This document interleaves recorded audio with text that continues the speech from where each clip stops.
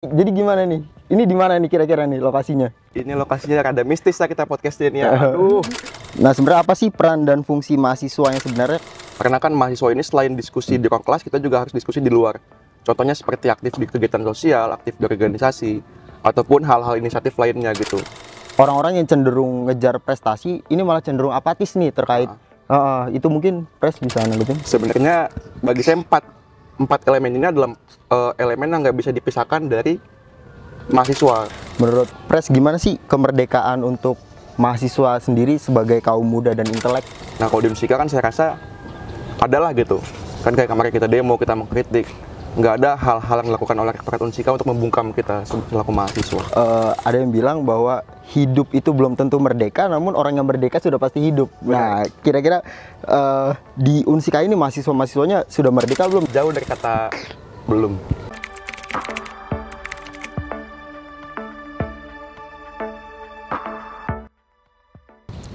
Oke, halo sobat podcast 0 SKS, kembali lagi kita pada podcast 0 SKS, podcastnya LPM Unsika. Jadi LPM Unsika ini punya podcast. Nah, podcastnya ini namanya 0 SKS. Oke, sebelum itu perkenalkan, nama saya Alfian Tegar Nur Fauzi selaku General Manager atau Ketua Umum. Nah, pada podcast yang spesial kali ini kita dari LPM Unsika, khususnya di podcast 0 SKS, mengundang salah satu bintang tamu yang cukup spesial dan familiar, yaitu Presiden Mahasiswa Unsika periode 2023-2024. Oke, perkenalkan. Halo Sobat LSKS, salam kenal, nama saya Renaldi. Dan mungkin kalau untuk jabatan, ya udah ketua sebutin. Sebenarnya saya nggak mau ya bawa jabatan, tapi nggak apa-apa lah. Jadi gimana ketua, ini podcast kita mau bahas apa ini kita? Oke, kali ini kita akan ngebahas terkait peran dan fungsi mahasiswa. Selain itu juga karena ini nuansanya juga kemerdekaan karena sudah mulai Agustus, jadi akan sedikit tipis-tipis lah menyenggol ke arah sana gitu. Jadi gimana, sehat Pres? Sehat. Ketua gimana? Sehat kabar? Aman. Nah, ini jadi gimana nih? Ini di mana nih kira-kira nih lokasinya? Ini lokasinya rada mistis lah kita podcastnya nih ya. Aduh. Gimana ini? Mungkin sejarahnya sedikit. Jadi yang Pres tahu. Gedung ini sih sebenarnya dulu Rektorat Unsika ya gedungnya. Rektorat. Dulu kan dipakai sama yayasan, cuman pas udah jadi negeri, kita pindah ke depan ke gedung Opon, jadi gedung ini terbengkalai. Cuman dari Unsika sendiri belum ada itikat baik lah gitu untuk membeli tanah ini supaya bisa jadi buat kita lagi gitu. Karena kan lumayan kan dipakai buat ruang kelas juga gitu ketua. Oh, berarti ini tanah maksudnya masih yayasan dan belum dibeli? Belum atau nggak akan? Nah itu belum tahu. Oh, belum tahu. Karena saya bukan rektor ya kan gitu. Oh gitu. Oke, mungkin itu aja maksudnya yang menjadi pembukaan kita kali ini. Selanjutnya kita akan masuk ke itu, peran dan fungsi mahasiswa. Mungkin nih masuk pada pertanyaan pertama, Pres. Siap. Nah, sebenarnya apa sih peran dan fungsi mahasiswa yang sebenarnya? Karena peran dan fungsi mahasiswa yang kita tahu semenjak dari PKKMB sampai sekarang kan kalian-kalian nih ketua-ketua BEMU atau panitia-panitia dan sebagainya ngejelasin apa agent of change, social control, iron stock dan lain-lain itu. Mungkin dari Pres gimana? Iya, sebenarnya kalau soal peran fungsi mahasiswa kan yang pertama itu pasti kita kuliah dulu ya. Kita belajar di ruang kelas. Cuman peran fungsi mahasiswa itu nggak cuman itu ketua. Di luar itu kan kita harus punya kebaikan juga kepada masyarakat. Karena kan mahasiswa ini selain diskusi di ruang kelas, kita juga harus diskusi di luar. Contohnya seperti aktif di kegiatan sosial, aktif di organisasi, ataupun hal-hal inisiatif lainnya gitu. Contohnya seperti kita mengkritisi kebijakan-kebijakan pemerintah daerah, ataupun juga pemerintah pusat yang memang membuat kebijakan-kebijakan yang dirasa tidak pro kepada masyarakat. Nah itulah salah satu peran dan fungsi mahasiswa. Kalau misalkan menurut saya pribadi gitu ketua. Iya, jadi sebenarnya mahasiswa juga bukan berperan untuk kampusnya sendiri saja ya. Jadi juga harus berperan khususnya pada daerahnya dan juga nasional. Gitu kali. Mungkin itu juga termasuk sebagai implementasi mungkin ya. Implementasi peran dan fungsi mahasiswa. Tapi bukan berarti kita harus fokus jadi organisatoris, jadi aktivis, tapi kita juga jangan lupa sama soal prestasi. Kan kalau di tahun 2021 kalau nggak salah atau 2022 gitu ya, mungkin kalau salah nanti koreksi aja, ada yang namanya kampus merdeka yang dimana kan mahasiswa ini diperbolehkan untuk magang sebelum dia lulus kuliah. Artinya kan mahasiswa ini soft skill juga diuji di luar kampus yang mana langsung praktek. Dan juga ada lagi soal pertukaran mahasiswa, Jadi mahasiswa ini selain harus belajar di kelas, tapi harus meningkatkan juga soft skill supaya ketika nanti mereka keluar dari ranah pendidikan sudah siap gitu untuk masuk dalam dunia kerja. Iya, mungkin selain kita juga tadi ngebahas terkait prestasi. Nah, terkait prestasi ini, Pres, yang dilihat-lihat kan sekarang kalau mungkin ya kita ngelihat orang-orang yang cenderung ngejar prestasi ini malah cenderung apatis nih terkait itu mungkin Pres bisa nanggepin. Sebenarnya soal ada yang apatis, ada yang organisatoris, ada yang aktivis, ataupun ada lagi yang hedonis ya, yang sering makan di McD itu. Sebenarnya bagi saya empat elemen ini adalah elemen yang nggak bisa dipisahkan dari mahasiswa. Karena kalau misalkan nggak ada aktivis, nggak ada organisatoris, ataupun nggak ada hedonis, nggak ada apatis, ya flat aja gitu di kehidupan mahasiswa. Pun kita juga kan nggak mungkin semua mahasiswanya itu aktif di organisasi. Toh juga kan ketika ketua buka open recruitment di LPM misalnya, pasti kan ada batasan-batasan untuk masuk di organisasi kan. Nah itulah minat-minat mahasiswa yang untuk organisatoris ada batasannya. Tapi beda hal dengan prestasi. Semua mahasiswa Unsika boleh ikut serta dalam lomba-lomba nasional, baik itu karya tulis ilmiah, lomba debat, dan lain sebagainya. Artinya setiap mahasiswa Unsika wajib mengikuti pendidikan yang dimana itu bisa memajukan Indonesia, khususnya Unsika, nama baik Unsika. Jadi memang tidak apa-apa ketika memang ada yang apatis, tapi dia fokus di pendidikannya. Karena kan ada sebagian lagi mahasiswa yang fokus di ranah organisasi gitu. Ya, jadi apa maksudnya intinya selingkup seluruh universitas itu ada bagiannya masing-masing ya yang sebetulnya seimbang. Nah, kalau sebenarnya balik lagi ke peran dan fungsi mahasiswa, sebenarnya ada nggak sih masalah-masalah sehingga mahasiswa tuh bahkan nggak mau gitu, apa mungkin nggak sadar terkait adanya peran dan fungsi mahasiswa, tridharma pendidikan dan lain-lain, itu kira-kira ada nggak sih maksudnya yang menghambat mahasiswa nih buat itu gitu? Kalau misalkan yang menghambat sih saya rasa nggak ada ya, karena kan gini, di kehidupan kita ini kan era digital ya, artinya ada dua kehidupan. Yang pertama itu netizen dan yang kedua citizen. Nah, netizen ini kan apa sih? Ini adalah suatu dunia yang baru di dunia maya, yang dimana setiap mahasiswa itu pasti punya gadget, yang dimana kita bersosial media. Dan saya rasa mahasiswa yang apatis pun ketika melihat berita-berita di media seperti adanya kebijakan pemerintah yang salah, pasti mereka komen ataupun mereka like, mereka lihat. Artinya kan di sini nggak harus kita keluar-keluar di depan Pemda, depan kampus, tapi kita cukup ketik aja gitu di sosial media kita, itu semua bisa kita suarakan gitu. Artinya kan no viral, no justice. Kalau kita nggak menyuarakan, kita nggak memviralkan sesuatu, itu pasti permasalahan di tahun ini ya, di zaman-zaman era digital ini, pasti akan susah untuk diatensi oleh pemerintah ataupun pemangku kebijakan lainnya. Dan artinya setiap dari kita itu sebenarnya nggak punya masalah, karena kan kita punya gadget. Sangat mudah gitu buat kita semua untuk memviralkan sesuatu.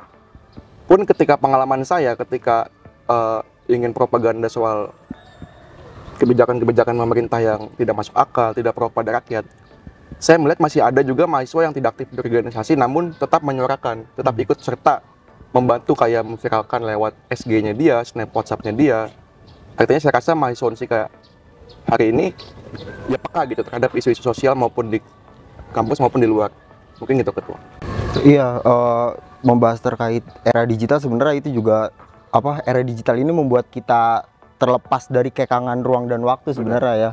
Cuma ya kadang juga nih, maksudnya di LPM sendiri juga bahkan ya kita membuat berita kali yang tadi si Pres singgung sedikit, kita membuat berita tapi ternyata salah satunya kesulitannya tuh minat baca sih, kekurangan dari si berita tersebut. Kadang-kadang mahasiswa tuh hanya ngeliat dari judul atau hanya dari apa, sehingga banyak salahnya persepsi segala macam gitu sih, Bro. Nah itu juga kan salah satu hambatan kita nih di era digital, yaitu adalah istilah clickbait atau judul sensasional yang dimana tujuannya hanya meraup keuntungan. Nah cuman hari ini kalau kita contoh podcast-podcast yang viral lah gitu di YouTube, ada beberapa podcast yang memang menggunakan istilah clickbait di judulnya. Tapi ketika kita membuka podcastnya ataupun kontennya, isinya nggak seperti judulnya, ada isinya gitu. Nah ini kan salah satu strategi juga gitu, walaupun itu hambatan, tapi jadikan sebagai kekuatan kita, sebagai peluang kita. Ya nggak apa-apa ketika kita memang bikin judul yang istilahnya clickbait atau judul sensasional, yang penting isinya itu bermanfaat. Jadi ketika orang tertarik untuk melihat, nggak sia-sia gitu ketua. Jadi memang hambatan itu bisa kita jadikan peluang gitu. Jadi maksud saya, kalau misalkan teman-teman LPM kesulitan di ranah sana, balik lagi, untuk minat menggunakan sosial media ini kan tinggi, dan minat baca memang rendah. Tapi jika judulnya itu memang menarik, saya rasa akan banyak minat. Akan banyak gitu. Mungkin itu saran juga gitu ya untuk LPM ke depannya, kalau memang pengen bikin berita judulnya supaya rame gitu ya. Oke, mungkin kita tarik lagi nih ke peran dan fungsi mahasiswa lagi gitu. Jadi gimana, Pres kan sebagai eksekutif ya, eksekutif BEM Univ. Ya. Nah, gimana sih cara Pres maksudnya betul-betul mengimplementasikan, jadi mengajak seluruh mahasiswa nih supaya ngasih tahu nih bahwa ada ini loh gitu, maksudnya yang harus kita laksanakan termasuk demo dan sebagainya. Ada lagi nggak kira-kira gitu? Kalau untuk yang saya lakuin bersama teman-teman, berarti rekan-rekan dari BEM Fakultas maupun pengurus-pengurus dan jajarannya,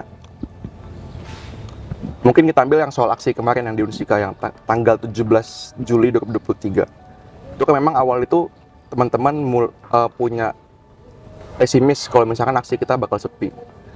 Tapi pas kenyataannya kurang lebih ada 1.000 mahasiswa yang mengikuti aksi. Itu kita bisa masif seperti itu karena memang dapat bantuan dari teman-teman BEM Fakultas, bahkan sampai ke himpunan. Artinya kan masih banyak tuh peluang-peluang yang bisa kita lakukan lah gitu. Kalau misalkan cuma pakai BEM Unsika saja, saya rasa memang nggak akan rame aksi kemarin. Kita minta bantuan teman-teman fakultas, himpunan, bahkan sampai teman sekelas pun kita minta untuk bantu branding tuh. Ini kita ada isu loh, isu UKT segala macam. Gimana teman-teman tertarik gak, ada aspirasi gak? Nah makanya aksi kemarin itu bisa rame. Jadi kita lewat propagandanya itu by person to person. Jadi nggak cuma lewat sosial media aja, tapi bukan berarti sosial media ini nggak penting. Kita main sosial media juga dan juga main mulut ke mulut. Karena kan kita manfaatkan juga era digital itu. Semua berita bisa diakses cuma lewat handphone aja gitu. Sekali ketik aja bisa muncul semua. Berarti bentuk koordinasinya mungkin Pres ngumpulin BEM-BEM seluruh fakultas gitu untuk konsol segala macam. Ya. Kan kalau nggak salah tuh Hamin satu aksi ada beberapa fakultas yang kumpulin juga mahasiswa fakultasnya untuk briefing soal aksi, besok aksinya mau seperti apa, di briefing juga soal ideologisnya, UKT itu harus seperti apa, kenapa sih kita demo soal UKT. Jadi mahasiswa yang ikut aksi ini bukan semata-mata masa aksi yang bodoh gitu, tapi masa aksi yang ideologis, yang paham betul soal apa yang kita perjuangkan hari itu gitu. Jadi itu juga tujuan dan urgensi adanya BEMU sebenarnya di sini ya. Maksudnya mengkoordinir tiap-tiap fakultas gitu kali ya. Soalnya kan kalau hanya BEM fakultas saja jalan masing-masing, saya rasa nggak bisa semuanya bareng tuh. Kayak misalkan teman-teman misal visip demo, ya mungkin teman-teman lain kalau mau ikut gengsi gitu ya. Beda halnya dengan semua fakultas gabung, kita bentuk aliansi mahasiswa Unvika seperti kemarin kan yang diinisiasi oleh teman-teman ketua-ketua BEM. Hasilnya kita kemarin bisa goals gitu, aksi, audiensi, bahkan salah satu tuntutannya juga kemarin sudah dituruti gitu oleh rektorat, itu menandatangani tuntutan-tuntutan yang kita ajukan ketika aksi. Ya berarti apa maksudnya general banget ya. Gimana berat Pres? Kalau soal berat, pengen, tapi kan kalau Renaldinya itu capek. Tapi kalau Presma itu kan nggak boleh capek. Jadi ya mau nggak mau Renaldinya ini harus ngikutin si Presmanya ini, yang nggak boleh lelah gitu untuk memperjuangkan apa sih keinginan teman-teman, apa sih aspirasi teman-teman. Karena kan buat apa saya ada kalau misalkan saya nggak bisa mengakomodir aspirasi teman-teman gitu. Ya mendingan saya mundur aja gitu kan. Jadi ya nggak boleh capek gitu. Mungkin ketua juga dia kalau bikin berita nggak rame jangan capek lah ketua gitu kan. Harus terus dicari. Betul. Nih, kita kesalahannya di mana? Jadikan sebagai bahan evaluasian gitu. Berarti kayak misalkan kalau mahasiswa biasa nih ke BEMU gitu, misalkan ada suatu aspirasi atau kesulitan, kira-kira ada nggak program dari BEMU yang benar-benar kadang-kadang dari fakultas pun kadang bisa nggak nyampe atau segala macam, dari BEMU-nya gimana nih? Ada nggak apa sih program gitu-gitu bentuk? Ada, namanya posko pengaduan ya. Oh, posko pengaduan. Nah, itu posko pengaduan itu balik lagi kita kan di era digital, jadi kita manfaatkan sosial media, kita membuka link forum pengaduan. Bisa juga ketemu langsung sih kalau misalkan memang pengen ngadu, tinggal chat pengurusnya, pengen ketemu sok disampaikan. Dan kita pun bukan cuma BEM Unsika aja gitu, teman-teman fakultas pun juga membuka, bahkan himpunan pun juga membuka. Jadi ketika memang kita ada isu yang memang semua fakultas kena, pasti dari himpunan mengakomodir datanya, aspirasinya. Itu dikumpulkan di BEMU, baru kita rapatkan langkah selanjutnya mau seperti apa gitu. Jadi benar-benar kena sampai akar rumputnya gitu. Oh. Berarti langsung mungkin ke sekre aja kali ya? Benar. BEMU. Nanti main aja ke sekretariat Main kita lah. kan di sini kan tuh di Iya. pojok. Tapi kosong mulu gimana tuh, Pres? Ada di dalam. Oh, ada di Makanya dalam. Depannya itu kita bikin koran-koran kan. Nggak dicopot itu, sengaja? Ada, sengaja. Oh, sengaja. Kan di dalam itu kita pasang eksklusif. Oh. Bercanda. Menyinggung sama apa yang kita udah bilang dari awal tadi, bahwa kita akan membahas terkait kemerdekaan nih, khususnya bagi para mahasiswa. Nah, menurut Pres gimana sih kemerdekaan untuk mahasiswa sendiri sebagai kaum muda dan intelek? Oke, kalau kemerdekaan buat mahasiswa berarti ya berarti kan kebebasan untuk memperjuangkan hak mereka, kebebasan menyampaikan pendapat, kebebasan berekspresi, kebebasan beragama apalagi kan. Dan juga kebebasan soal belajar. Jadi artinya kemerdekaan untuk mahasiswa ini ya mereka kan sudah, anggaplah mereka sudah melaksanakan haknya mereka untuk kewajiban mereka ya untuk bayar UKT. Nah, mereka harusnya mempunyai fasilitas-fasilitas yang memadai. Nah, kalau misalkan tidak memadai berarti mereka harusnya boleh tuh untuk menyampaikan pendapat. Kenapa sih kita fasilitasnya nggak memadai? Nah, itulah salah satu bukti kalau kebebasan berpendapat di mahasiswa. Nah, kalau di Unsika kan saya rasa adalah gitu. Kan kayak kemarin kita demo, kita mengkritik. Nggak ada hal-hal yang dilakukan oleh Rektorat Unsika untuk membungkam kita selaku mahasiswa. Karena mungkin mereka paham kalau mahasiswa itu juga punya kebebasan untuk menyampaikan pendapat. Mungkin gitu, Ketua. Iya.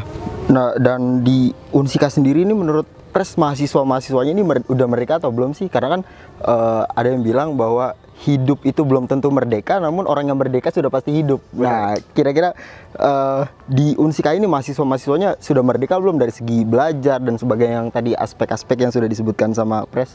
Belum. Belum? Belum. Wah, kenapa tuh? Jauh dari kata belum. Karena kan tadi balik lagi dari fasilitas. Bahkan kalau Jogja itu kan jangan tanya di mana gedung Fasilkom. Ada tuh Jogja. Loh. Oke, larangan pertama di Unsika itu jangan pernah tanya Gedung Fasilkom. gedung Fasilkom di mana kan? Ada kan? Itu kan artinya kan adanya hak yang direnggut oleh Unsika gitu, yang dimana setiap mahasiswa punya gedung fakultas sendiri, tapi Fasilkom belum ada. Bahkan kayak Faperta, teknik, gedung mereka itu belum memadai. Bahkan sampai kayak teknik sama Fik saja kan dialihin ke Unsika 2. karena gedung mereka tidak memadai. Terus juga soal laboratorium mereka yang belum memadai, contohlah Faperta gitu kan, apa sih tuh, greenhouse mereka kan ada tapi nggak dipakai karena kata mereka terlalu panas ataupun apa. Terus juga FISIP, laboratorium, lab studio, lab televisinya, lab radio, itu udah kayak apa ya, kalau misalkan hujan bocor, kalau misalkan kita injek goyang-goyang dia udah kayak mau rubuh. Oh, itu ini kan, yang squash itu ya? yang di squash. Nah, itu kan artinya kemerdekaan kita ini masih belum ada tuh di Unsika.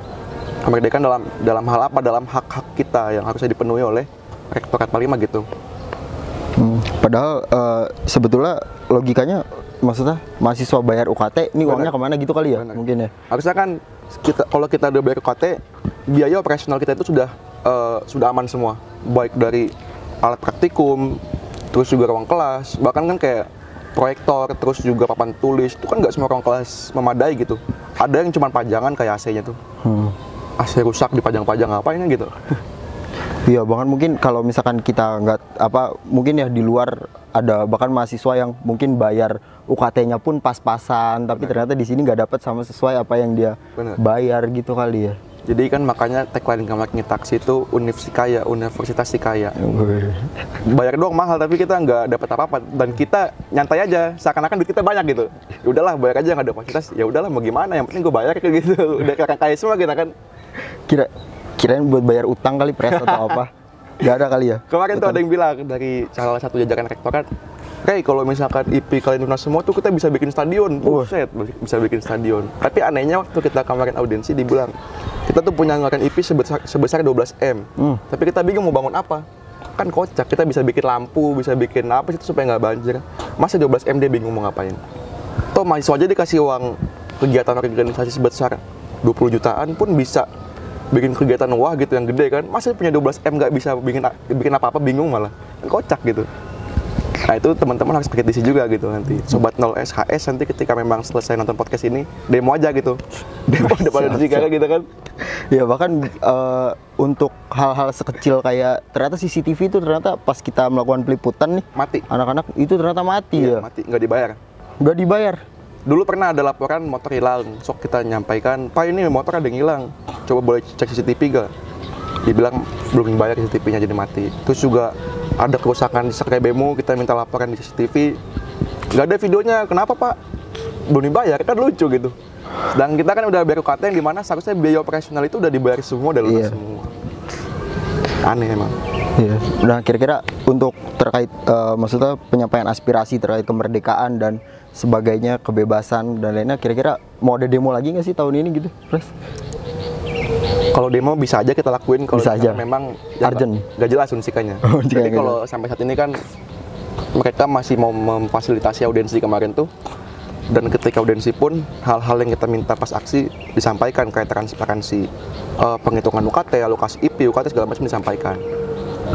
Dan saya rasa mungkin kalau itu cuma sebatas omongan kosong atau omongan orang tua untuk menenangkan mahasiswa, ya kita demo lagi nanti. Demo lagi. Demo lagi. Nah kan kemarin udah diunsikan nih, mau keluar ke Karawang nggak tuh, Pres? DPRD apa mana? Kan tahun kemarin ada tuh. Benar. Kira-kira Sebenarnya banyak isu nasional dan juga isu daerah.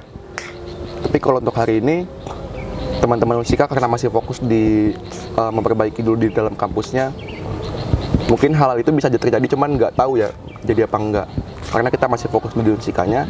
Karena kan nggak mungkin kita fokus keluar, tapi ternyata di Unsikanya kita nggak merdeka gitu ketua. betul. Jadi tujuan teman-teman memang kemarin tuh ya pengen menyelesaikan dulu persoalan-persoalan yang ada di Unsika. Karena kan kayak soal UKT, IP itu kan setiap tahun ada. Nah kenapa sih bisa tiap tahun ada? Nah bagaimana caranya hari ini kita selesaikan supaya tahun depan itu dan tahun-tahun selanjutnya udah nggak ada lagi mahasiswa yang teriak-teriak soal UKT. Karena sudah diselesaikan semua kebijakannya dengan baik, yang pro kepada mahasiswa dan juga pro kepada rektorat gitu, yang win-win solution. Iya. Tapi sepertinya untuk UKT dan IP dari tahun ke tahun itu kayaknya demo tuntutannya itu terus ya. Apakah Unsikanya nggak benar apa? Kayaknya harusnya dibikin proker yang itu dana deh gitu buat demo tahunan tiap tahun Anggaran gitu. Anggaran tahunan kayaknya. Iya, soalnya kan gimana ya bilangnya, UKT kita dibilang mahal itu sebenarnya nggak terlalu mahal. Tapi kalau dilihat dari fasilitasnya ya mahal berarti kan. Kita bayar gede-gede tapi ya beli CCTV aja kan nggak mampu deh nyewa setahun itu kan, ataupun nyewa listriknya itu kan nggak mampu, itu kan aneh juga gitu. Makanya kita demo. Ya mungkin teman-teman itu kalau soal UKT hari ini bukan soal mahalnya UKT lagi sih, tapi soal kemana sih UKT dialihkan, kenapa kita masih aja nggak mendapatkan hak-hak yang seharusnya kita dapatkan ketika sudah membayar UKT itu. Makanya UKT ini selalu jadi sorotan setiap tahunnya gitu ketua. Berarti mungkin bisa jadi aja kali ya apa demo besar-besaran lagi di sini kalau emang Bisa. ternyata ini. Kalau makin nggak jelas Unsika. Nggak jelas. Ya rektor baru udah dikasih PR banyak banget ternyata. Ada 8 kemarin. Ada 8 PR. Tapi insya Allah selesai lah ya. Insya Allah selesai. Berdasarkan audiensi kemarin gimana tuh, Pres? Kalau kita kan kemarin ada 8 isu, nah kita waktu audiensi di tanggal berapa tuh kemarin hari Jumat, kita bawa cuma 3 isu soal evaluasi UKTIP, terus transparansi penghitungan dan juga pengalokasiannya, sama sistem e-kampus. Kalau e-kampus katanya dari bulan Januari itu sudah lagi membuat sistem. Kalau nggak salah dia mau copy paste di UNES. Cuman sampai saat ini masih belum selesai, masih dalam tahap pembuatan lah gitu untuk sistem. Dan kalau soal transparansi kan tadi sudah saya sampaikan, kalau rektorat sudah membuka semuanya. Namun untuk dari rektoratnya masih belum memberikan datanya gitu, masih batas dipresentasikan saja. Kemarin saya minta katanya Senin dikasih, mungkin setelah Senin kita bisa naikkan di Instagram BEM Unsika gitu. Oke. Mungkin karena ini udah mulai gelap nih, kira-kira ada harapan ya buat Pres, khususnya buat mahasiswa sebagai ini Pres sebagai eksekutif gitu kan? Oke. Sobat 0 SKS berarti iya. Sobat siap. Mungkin kalau harapan untuk Sobat 0 SKS itu kan, kalau bukan kita, siapa lagi? Jadi mulailah dari hari ini kita memperjuangkan apa yang seharusnya menjadi hak kita. Karena kalau misalkan kita tidak memperjuangkan hak kita tidak akan mencapai kemerdekaan itu. Paling mah gitu. Wih, closing statement yang sungguh luar biasa dari Presiden Mahasiswa. Boleh. Universitas Singapura Bangsa Karawang periode 2023-2024. Nah, karena waktu juga udah mulai gelap, mungkin kita cukupkan sekian podcast pada kali ini. Terima kasih. Dadah. Udah.